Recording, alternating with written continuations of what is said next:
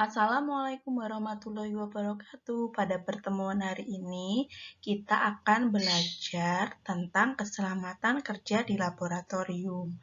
Untuk yang pertama, kita harus mengenal apa saja alat-alat di laboratorium dan kegunaannya. Selanjutnya, bahan, sifat, dan simbol dari bahan kimia. Kemudian yang akan kita pelajari adalah bagaimana penanganan sampah atau limbah laboratorium serta keadaan darurat.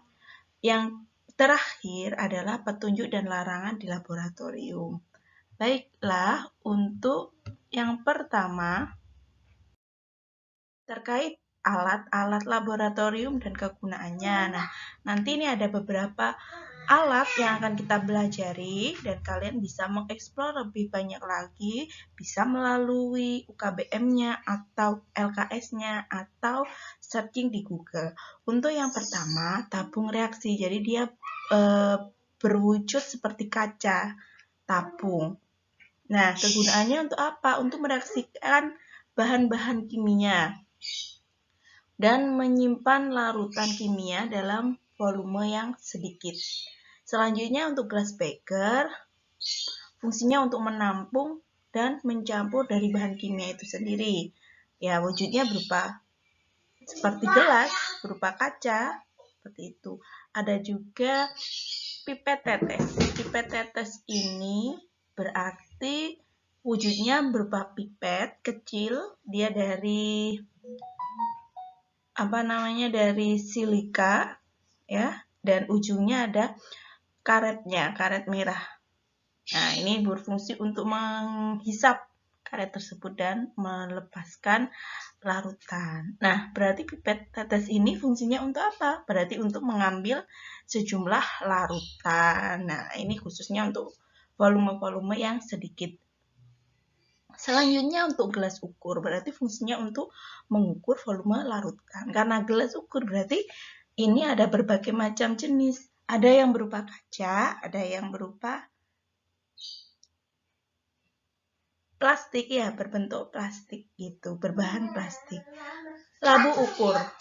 Labu ukur ini digunakan untuk membuat suatu konsentrasi tertentu larutan. Misalkan mau membuat 1 molar larutan. Nah, itu dengan menimbang berapa gram. Nah, itu nanti dimasukkan ke dalam labu ukur dan ditambahkan air sampai batas graduasi atau batas volume yang ada pada label labu ukur tersebut.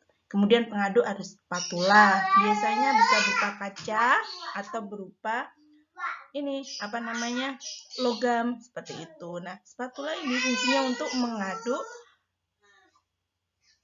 kemudian juga untuk mengambil bahan yang berupa padatan. Selanjutnya tabung reaksi yang tadi kita bahas itu ditaruh di mana? Biasanya di rak tabung reaksi. Kalau contohnya ini berbentuk kayu. Nah, ada juga tabung reaksi nanti yang berupa logam. Berarti dia fungsinya untuk sebagai tempat tabung reaksi.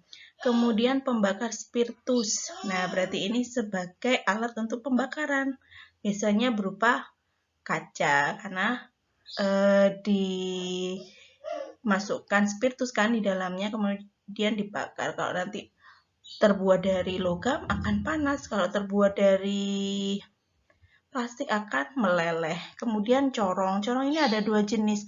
Ada corong yang berupa kaca, ada juga corong yang berupa plastik, berbahan plastik. Nah, berarti untuk apa fungsinya? Untuk memindahkan larutan dari satu wadah ke wadah yang lainnya. Selanjutnya ada Erlenmeyer. Erlenmeyer ini berupa gelas kaca. Nah, bentuknya ini seperti itu ya, berbeda dengan beker gelas tadi yang seperti gelas. Kalau ini gelas tetapi ada agak berbentuk seperti itu, bulat di bawahnya. Nah, fungsinya untuk menampung dan mencampurkan bahan, juga bisa untuk menampung larutan atau cairan juga, atau digunakan pada proses titrasi. Proses titrasi ini untuk mengetahui kadar suatu zat, kayak gitu. Atau juga bisa dibuat untuk penampung ini, pembiakan mikroba juga bisa di Erlenmeyer. Selanjutnya penjepit tabung, berarti untuk menjepit tabung tadi ya, tabung reaksi biasanya kan pakai pemanasan kalau reaksi. Nah, biar tidak panas kita gunakan penjepit tabung reaksi ini. Kemudian mortal dan alu ini satu kesatuan, berarti untuk menghaluskan bahan kimia berupa padatan. Nah, selanjutnya kita belajar untuk mengenal lambang, kemudian contoh bahannya, sama sifatnya dari lambang tersebut. Nah, untuk alat tadi tidak hanya yang saya sebutkan tadi, bisa banyak dieksplor, kita bisa searching lewat Google gitu ya. Dan buku sumber belajar lainnya, LKS dan UKBM, serta buku-buku referensi lainnya. Untuk bahan kimia di sini, yang pertama kita pelajari adalah ini, lambang dari tengkorak, berarti sifat dari bahan tersebut toksik atau beracun. Contohnya merkuri, sianida, gas klorin, termasuk bersifat beracun. Kemudian ada bola, kemudian pecah. Nah, di sini adalah simbol atau lambang dari sifat bahan kimia yang mudah meledak. Contohnya apa? Amonia, nitrat, nitroselulosa, dan lainnya.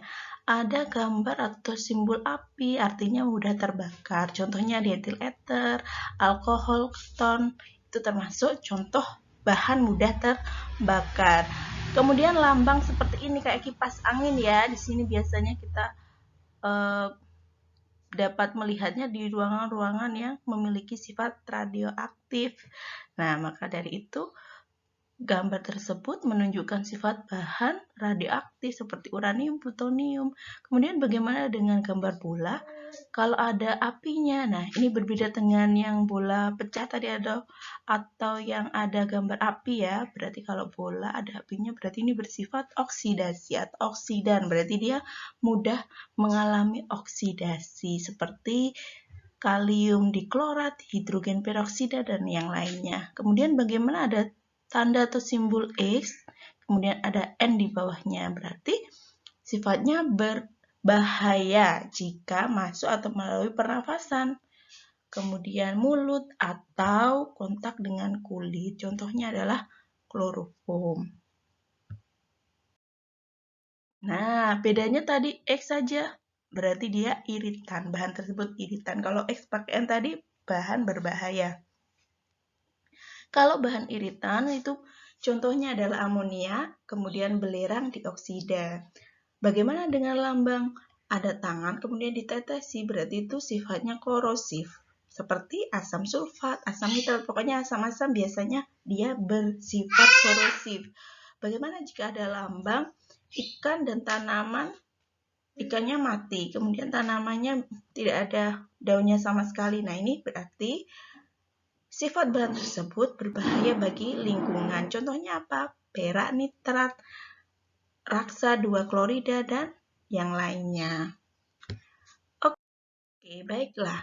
Sekarang kita bahas terkait penanganan sampah dan limbah laboratorium serta keadaan darurat. Nah, di sini ada petunjuk umum untuk menangani buangan dari sampah atau limbah dari laboratorium. Bagaimana jika dia berupa fine chemical, berarti dia hanya dapat dibuang di saluran pembuangan atau tempat sampah jika tidak bereaksi dengan air, tidak eksplosif. Eksplosif ini dia mudah bereaksi, kemudian tidak bersifat radioaktif, tidak beracun, dan komposisinya diketahui secara jelas ya.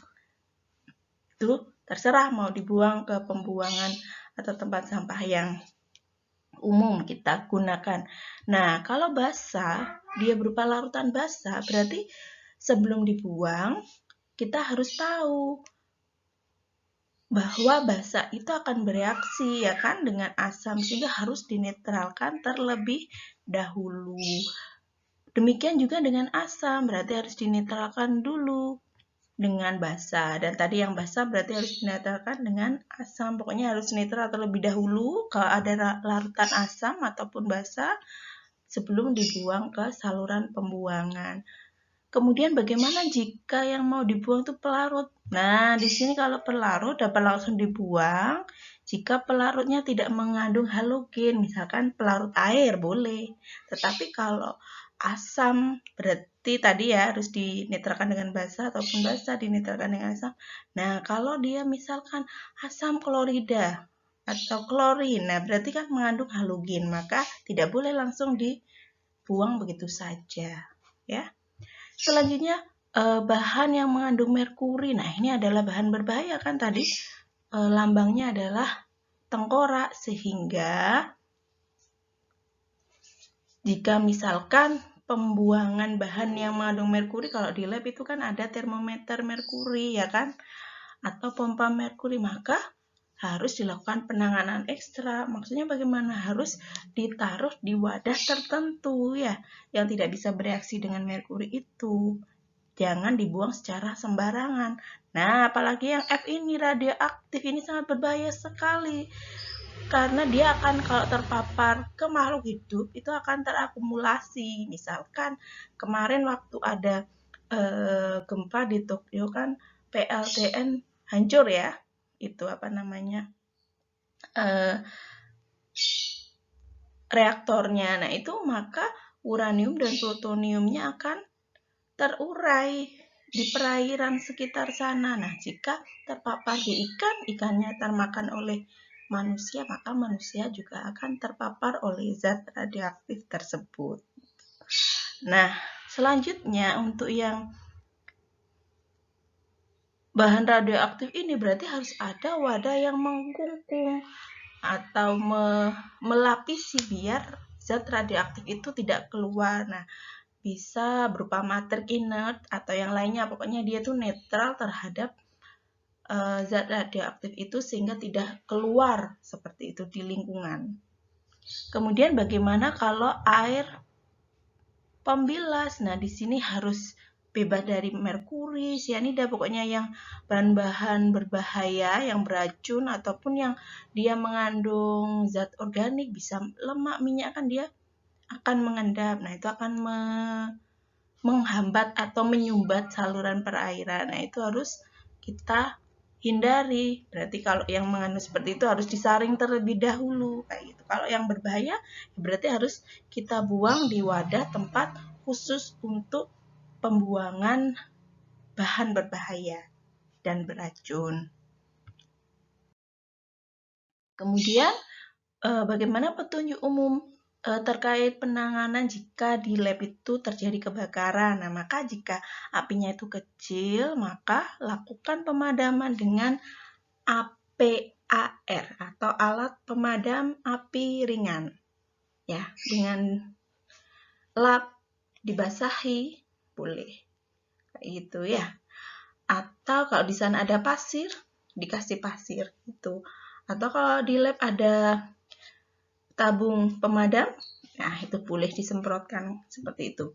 Kemudian matikan sumber arus listrik atau gardu utama agar tidak terjadi kebakaran kayak gitu. Jadi saluran listriknya harus segera dimatikan. Kemudian lokalisasi api supaya tidak merembet ke arah bahan yang mudah terbakar kayak gitu. Misalkan jangan menuju ke arah bahan-bahan yang mudah terbakar, berarti kalau nanti akan kena bahan yang mudah terbakar, akan terbakar semuanya nanti di lab kan gitu. Selanjutnya, jika api tersebut mulai membesar, maka jangan mencoba untuk memadamkan dengan APAR. Segera hubungi pemadam kebakaran. Dan selanjutnya, bersikap tenang. Ini harus ya, jangan panik kalau terjadi kebakaran di lab. Nah, penyebabnya api itu sebetulnya dari bahan bakar, oksigen, serta panas. Kemudian petunjuk dan larangan di laboratorium itu apa saja? Nah, yang pertama kita harus tahu petunjuknya dengan cara membaca petunjuk praktikum dan perencanaan percobaan yang akan dilakukan. Jadi, sebelum praktikum kalian harus tahu apa saja bahannya, apakah beracun, dan lain sebagainya. Kemudian langkah-langkahnya petunjuknya apa saja, seperti itu ya. Kemudian memakai kacamata pengaman atau penutup wajah. Selanjutnya bagi yang menggunakan lensa kontak itu harus hati-hati, harus dicopot ya. Sebaiknya menggunakan kacamata saja karena lebih aman, karena kalau kontak lens nanti kalau kita menggunakan bahan-bahan yang beracun atau berbahaya dan dia mudah menguap, maka dia akan ada di sela-sela mata dan kontak lensnya. Nanti takutnya iritasi dan lain sebagainya. Kemudian menggunakan sarung tangan. Selama bekerja di laboratorium harus menggunakan jas lab atau baju lab ya. Dikancingkan, jangan kedodoran. Kemudian jika cewek atau wanita yang berambut panjang, maka harus dimasukkan di dalam jas labnya atau diikat dan dimasukkan. Itu ya, kalau berjilbab biasanya harus dimasukkan di dalam jas lab. Jadi jangan sampai jilbabnya atau rambutnya keluar-keluar, nanti takutnya kalau ada bahan-bahan yang berbahaya kena kerudung atau kena rambut, nanti akan tumpah terkena pada pakaiannya atau pada rambutnya, nah atau terjadi pembakaran, nah ternyata kena rambutnya atau jilbabnya, nanti akan berbahaya juga. Kemudian dilarang juga makan dan minum di lab. Kenapa? Karena kan kita tidak tahu bahan di lab itu berbahaya, beracun atau bagaimana. Nah, padahal bahan-bahan kimia itu banyak yang bersifat volatil atau mudah menguap. Makanya selain dilarang makan dan minum di lab, kita kalau di lab juga tidak boleh ngobrol. Karena meminimalisir apa yang kita hirup di lab. Kayak gitu. Biasanya kalau pulang dari lab, Banggun sarankan untuk menetralkan dengan meminum susu ataupun air kelapa. Selanjutnya menjaga kebersihan meja. Penting, ini nanti setelah praktikum habis digunakan apa? Nah, jangan-jangan menggunakan bahan iritan. Nah, lupa belum dibersihkan, terkena tangan temannya yang kelas selanjutnya. Nah, seperti itu. Kemudian pastikan bahwa keran gas tidak bocor ya. Pastikan juga keran air. Kemudian jagalah agar semua senyawa dan pelarut jauh dari mulut, kulit, mata, dan pakaian. Nah, ini makanya diminimalisir untuk ngobrol. Kemudian memasukkan jilbab dan mengikat rambutnya kan gitu. Kemudian pakai kacamata tadi supaya tidak kena mata dan menggunakan sarung tangan tadi supaya tidak terkena kulit kita. Selanjutnya, jika terkena bahan kimia, maka harus bersifat tenang dan jangan panik. Kita harus ketahui karakteristiknya. Kalau asam berarti dibasahkan, kalau basah diasamkan. Nah, kalau terkena bahan berbahaya, nah kita alirkan dulu ya. Seperti yang selanjutnya ini, maka jangan digaruk kalau terkena bahan kimia. Tapi dibersihkan dulu kulit yang terkontaminasi dengan bahan kimia itu dengan air mengalir. Seperti itu. Baru nanti dikasih salep kalau memang ada gejala panas dan lain sebagainya. Tapi kalau tidak bisa ditangani, maka segera ke puskesmas atau rumah sakit terdekat. Terima kasih untuk pertemuan kali ini. Cukup sekian. Saya akhiri. Wassalamualaikum warahmatullahi wabarakatuh.